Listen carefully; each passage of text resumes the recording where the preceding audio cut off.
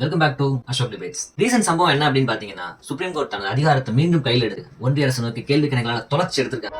சட்டத்தை கையில எடுத்துக்காத. அவங்க கேள்வி கேட்கிற அளவுக்கு இந்த வக்பு சட்ட திருத்தத்துல கொண்டு வந்த அமெண்ட்மெண்ட்ஸ் எல்லாம் என்ன, இந்த வக்பு முறைனா என்ன, இந்த வக்பு சட்ட திருத்தத்துல கொண்டு வந்த அமெண்ட்மெண்ட்ஸோட வரலாறு என்ன, இது நாள் வரைக்கும் கொண்டு வந்த அமெண்ட்மெண்ட்ல இல்லாத பிரச்சனை இப்ப கொண்டு வந்திருக்க அந்த சட்டத்துல என்னெல்லாம் இருக்கு, இதை பிஜேபி கையில் எடுக்கிறதுக்கான நோக்கம் என்ன, இது எல்லாத்தையும் இந்த வீடியோ டீட்டெயிலா பேசலாம். நான் உங்கள் அசோக், இது அசோக் டிபேட்ஸ். என்ன பொழப்பு மனுஷன் இன்னைக்கு இருப்பான் நாளைக்கு இருப்பான் நாளை கழிச்சு ஊருக்கு போடாம இருக்கேன். இந்த வக்பு முறை அப்படிங்கிறது என்ன, இஸ்லாமியர்கள் எல்லாமே இறைப்பணிக்காக தன்னோட சொத்தை பள்ளிவாசலுக்கு எழுதி கொடுப்பாங்க. அதை வச்சுட்டு அந்த பள்ளிவாசல்கள் தன்னோட சரௌண்டிங்ல சில நல்ல காரியங்களை செய்யறதாகட்டும், சில காலேஜஸ் நடத்துறாங்க, ஸ்கூல்ஸ் நடத்துறாங்க. இந்த மாதிரியான ஒரு முறைக்கு பேர் தான் இந்த வக்பு. இது ஏதோ இன்னைக்கு நேற்று நடக்கிற விஷயம் இல்ல, நபிகள் காலத்துல இருந்து நடக்கிறதா அவங்களால நம்பப்படுது. இந்தியால டெல்லி சுல்தானேட்ஸ் கோலோச்சிய காலத்துல இது ரொம்ப தீவிரமாவே கடைபிடிக்கப்பட்டு, இதுக்கப்புறம் அவங்க பிரிட்டிஷ் ஆட்சி காலத்திலயுமே இதை தொடர்றாங்க. இதை பார்த்துதான் பிரிட்டிஷ் அரசாங்கம் இவ்வளவு சொத்துக்கள் கைமாறிக்கிட்டு இருக்கனால இதை நிர்வகிக்கிறதுக்கு முறையான ஒரு அமைப்பு வேணும் அப்படிங்கிறதுக்காக முசல்மான் வக்ஃப் ஆக்ட் அப்படிங்கிற ஒரு சட்டத்தை கொண்டுவராங்க 1923. சோ ரிபப்ளிக் ஆஃப் இந்தியால 1954 தான் இதுக்காக வக்ஃப் ஆக்ட் அப்படிங்கிற ஒரு சட்டத்தை அரசியலமைப்பு சட்டத்துல சேர்க்கிறாங்க. சோ இதுக்கப்புறமா 1995 ஒரு சில அமெண்ட்மெண்ட்ஸோட இந்த வக்ஃபு சட்ட திருத்தமும் நாடாளுமன்றத்துல கொண்டு வரப்படுது. இது வரைக்கும் பிரச்சனை இல்லாம தான் போயிட்டு இருந்தது. நேத்தா வந்தான் வரும்போதே ஒரு பிரச்சனையோட வந்துட்டான். சோ பிஜேபி இந்த கையில எடுத்தாங்க 2024. அப்ப பலவிதமான எதிர்ப்புகள் வந்தனால ஒரு நாடாளுமன்ற குழுவை உருவாக்கி அதை நாடு முழுக்க பயணிக்க வச்சு பல கருத்துக்கள் கேட்டு இதை நாங்க முடிவு பண்ணுவோம் அப்படின்னு அனௌன்ஸ் பண்ணாங்க. ஆனா எல்லா கருத்துக்களையும் கேட்டாங்க. அதை பதிவு பண்ற அந்த ஆவணத்துல எதிர்கருத்துக்கள் இருக்குல்ல, அது எல்லாத்தையும் எடுத்துக்கிட்டு அவங்களுக்கு ஆதரவான கருத்துக்களை மட்டும் சேர்த்து அந்த சட்ட திருத்தத்தை கொண்டு வந்துட்டாங்க. சோ ஏப்ரல் 4, 2025 அன்னைக்கு ராஜ்யசபா மற்றும் லோக்சபால கடுமையான விவாதங்களுக்கு நடுவுல இந்த வக்பு சட்ட திருத்தம் நிறைவேற்றப்பட்டது. இந்த சட்ட திருத்தங்களுக்கு எதிராக தான் டிஎம்கே டிவிகே சார்பிலலாம் உச்சநீதிமன்றத்தில் வழக்கு தொடுக்கப்பட்டு அது எல்லாம் இணைச்சு ஒரே வழக்கா உச்சநீதிமன்றத்தில் எடுத்திருக்காங்க.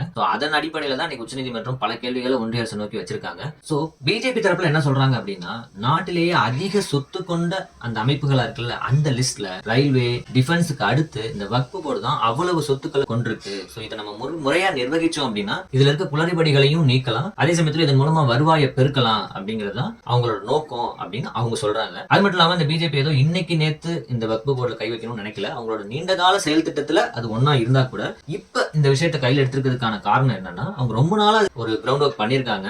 அதுல அவங்க குறிப்பிட்ட சில இஷ்யூஸ கையில எடுத்து இந்த மாதிரியான கோளாறுகள் நடக்குது, இதை சரி செய்யறதுக்காகத்தான் இந்த வக்பு பில் அமெண்ட்மெண்ட்டை நாங்க கொண்டு வரோம் அப்படின்னு அவங்க தரப்புல சொல்றாங்க. அது என்ன மாதிரியான இஷ்யூஸ் அப்படிங்கறத நீங்க பாருங்க. சோ அதுல குறிப்பா நம்ம தமிழ்நாட்டுல திருச்செந்துறை வில்லேஜ்ல ஒரு விவசாயி தன்னோட மகளோட கல்யாணத்துக்காக வாங்கின கடனை அடைக்கிறதுக்காக தன்னோட லேண்டை விற்க போயிருக்காரு. அப்ப அது வந்து ஒரு வக்பு சொத்து அப்படின்னு சொல்றாங்க. சோ அதை எதிர்த்து ஒரு டிஸ்பியூட் கிரியேட் ஆகுது. பட் அதுக்கான சொல்யூஷன் தமிழ்நாடு கவர்மெண்ட் கொடுத்துட்டாங்க அப்படிங்கிற மாதிரி தான் சொல்றாங்க. இருந்தாலும் ஆல் இந்தியா லெவல்ல டிபேட் ஆக்கி அதை ஒரு பேசுபொருள் ஆக்கி அதன் காரணமா தான் இந்த வக்பு பில் அமெண்ட்மெண்ட் கொண்டு வரோம் அப்படிங்கிற மாதிரி பிஜேபி அறிவிச்சிருக்காங்க. சோ இந்த வக்பு போர்டு எப்படி இயங்குது அப்படிங்கறதையும் நம்ம பார்க்கணும். அதாவது மத்திய அரசால சென்ட்ரல் வக்பு போர்டோட மெம்பர்ஸ் நியமிக்கப்படுவாங்க. அதே மாதிரி ஒவ்வொரு மாநிலத்துல இருக்க அந்த ஸ்டேட் வக்பு போர்டோட மெம்பர்ஸ் அந்தந்த மாநில அரசாங்கங்கள் நியமிக்கும். சோ இதுல மொத்தம் 11 உறுப்பினர்களும் ஒரு தலைவரும் இருப்பாங்க. மோஸ்ட்லி எல்லாரும் இஸ்லாமியர்களா தான் இருப்பாங்க. அந்த அமைப்புக்குள்ள ஒரு ட்ரிபுனலும் இருக்கும். நம்ம டிஸ்ட்ரிக்ட் கோர்ட்டோட கிளாஸ் 1 லெவல் ரேங்க்கு ஈக்குவலான ஒரு நீதிபதி அந்த அமைப்புல இருப்பாரு. அதே மாதிரி ஒரு ஸ்டேட் ஆபீசர் அடிஷனல் டிஸ்ட்ரிக்ட் மேஜிஸ்ட்ரேட்டுக்கு ஈக்குவலா இருப்பாரு. அதுக்கப்புறமா இந்த இஸ்லாமிய விதிகளில வல்லுநரா இருக்கிற ஒருத்தர் இருப்பார். சோ இந்த ட்ரிபுனல் தான் ஏதாவது ஒரு டிஸ்பியூட் வருது ஒரு சொத்துல அப்படின்னு வந்தா அவங்க தான் அதை விசாரிப்பாங்க. மோஸ்ட்லி அவங்க வழங்கக்கூடிய தீர்ப்பு தான் இறுதியானதா இருக்கும். அதுக்கு மேல சில கேசஸ்ல மட்டும்தான் அதை நீதிமன்றங்கள் மறு ஆய்வு செஞ்சு தீர்ப்பு வெளியிட்டு இருக்காங்க. மோஸ்ட் 90% மேல ட்ரிபுனலோட விசாரணை தான் இறுதியானதா இருக்கும். சோ இதுல இருக்க அந்த முக்கியமான சட்ட திருத்தங்களை நம்ம ஒன் பை ஒன்னா பார்க்கலாம். சோ இந்த நிர்வாகத்துல எந்த கோளாறுமே நடக்கலையா, எந்த பிரச்சனையுமே இல்லையா அப்படின்னு கேட்டீங்கன்னா, எல்லா நிர்வாகங்களையும் இருக்கிற அந்த கோளாறுகள், குளறுபடிகள், ஊழல்கள் எல்லாமே இங்கேயும் நடக்குது. ஆனா தீர்க்கிறதுக்கு அவங்க கொண்டு வந்திருக்க அந்த சட்ட திருத்தங்கள் இருக்குல்ல, அதுதான் இங்க சந்தேகங்களை ஏற்படுத்துது. அது என்னென்ன அப்படிங்கறத நம்ம ஒன் பை ஒன்னா பார்க்கலாம். ஃபர்ஸ்ட் ஒன் என்ன அப்படின்னா, ஒவ்வொரு வக்பு போர்டு மெம்பர்ஸ்லயும் 2 பெண்கள் கட்டாயமா இருக்கணும் அப்படிங்கிற மாதிரி அறிவிச்சிருக்காங்க. இது வெளில இருந்து பார்க்கும்போது நல்ல விஷயம் தான். ஆனா இதுக்கு முன்னாடி அப்படி இல்ல, இருக்கக்கூடாது அப்படிங்கிற மாதிரி எந்த விதியும் இல்ல. தமிழ்நாட்டோட வக்பு போர்டு தலைவராக கூட பெண்கள் இருந்திருக்காங்க, மெம்பர்ஸாவும் இருந்திருக்காங்க. சோ இது வந்து ஒரு புதிய விதியெல்லாம் இல்ல, பட் இவங்க கட்டாயமாக்கியிருக்காங்க. சோ அந்த வக்பு சட்ட திருத்தத்தோட இன்னொரு முக்கியமான அமெண்ட்மெண்ட் என்ன அப்படின்னு பாத்தீங்கன்னா, எந்த ஒரு ஆவணமும் இல்லாத ஒரு சொத்தை வக்பு சொத்தை அவங்களால கிளைம் பண்ணவே முடியாது. அது இன்னைக்கு சுப்ரீம் கோர்ட்ல கூட அவங்க அதை சொல்லியிருக்காங்க. அதுக்கு தான் சுப்ரீம் கோர்ட்ல இருந்தும் கொஸ்டின் பண்ணிருக்கிறது என்னன்னா, இப்போ இந்த பிரிட்டிஷ் ஆட்சி காலத்துல இருந்தா நம்ம அந்த சொத்தை பதிவு செய்யும் நடைமுறையே இருக்கு.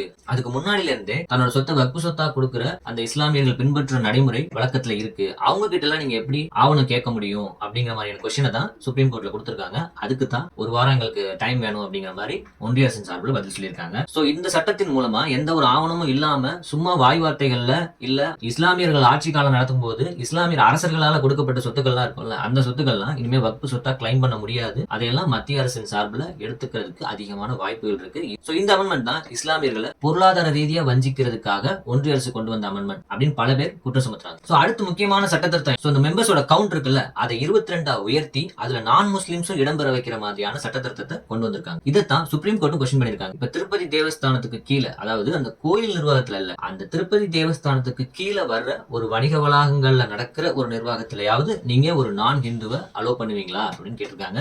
ஏன் குறிப்பா இப்ப நம்ம ரீசெண்டா நம்ம சந்திரபாபு நாயுடு அனௌன்ஸ் பண்ணிருக்காரு, அதாவது திருப்பதி கோயில்கள்ல அந்த கடைநிலை ஊழியர்கள் வரைக்கும் இந்துக்கள் மட்டும்தான் இருக்கணும், எக்காரணத்து கொண்டும் ஒரு நான் ஹிந்து உள்ள வந்துடக்கூடாது அப்படிங்கிற மாதிரி. ஏன் நம்ம ஹெச்ராஜ் ஒரு இஷ்யூ ரைஸ் பண்ணாரு, பாபநாசத்துல இருக்க ஒரு கோயில்ல ஒரு இந்து அல்லாதோர் நர்கிஸ் கான் அப்படிங்கிற பேர்ல ஒரு ட்ரஸ்டியை நியமிச்சிட்டாங்க அப்படின்னு சொல்லி பொங்கி எழுந்தாரு. ஆனா உண்மையான விஷயம் என்ன அப்படின்னு பாத்தீங்கன்னா, அவர் ஹிந்து தான். அவரோட தாயாருக்கு பிரசவம் பார்த்த ஒரு டாக்டரோட பேரை அந்த குழந்தைக்கு வச்சனால அவர் நர்கிஸ் கான் அப்படிங்கிற பேர்ல அழைக்கப்படுறாரு. அவரை ட்ரஸ்டியா நியமிச்சதுக்கு ஹெச்ராஜா பொங்கி எழுந்துட்டாரு. சோ இந்த அளவுக்கு அவங்களுக்கு இந்து மத உணர்வு இருக்கும்போது அதே மாதிரி உணர்வு தானே இஸ்லாமியர்களுக்கும் இருக்கும். அவங்களோட விஷயத்துல மட்டும் பிடி வேணாலும் தலையிடலாம், அந்த அமைப்புல நீங்க போய் உறுப்பினர்கள் ஆகலாம் அப்படிங்கிறது என்ன மாதிரியான உரிமை மீறல் அப்படின்னு எனக்கு தெரியல. சோ இதுக்கப்புறம் முக்கியமான சட்டத்திருத்தம் என்ன அப்படின்னு பாத்தீங்கன்னா, ஒரு முஸ்லீம் ஒரு பள்ளிவாசலுக்கு வக்ஃபு சொத்தா அவர் கொடுக்குறாரு அப்படின்னா அவர் குறைஞ்சபட்சம் 5 வருஷம் முஸ்லீமா இருந்திருக்கணும் அப்படின்னு. நேத்து கன்வெர்ட் ஆகி ஒருத்தவங்க வராங்கன்னு வச்சுக்கலாம், அவங்களால அந்த வக்ஃபு சொத்தா அவங்க எழுதி கொடுக்க முடியாது. சோ இதுக்கு முன்னாடியான சட்டத்திருத்தம் எப்படின்னா, இஸ்லாமியர்கள் மட்டும் இல்ல, இஸ்லாமியர்கள் அல்லாதோரும் அந்த வக்ஃபு முறைப்படி அவங்க சொத்துக்களை கொடுக்கலாங்கிற மாதிரி இருந்தது.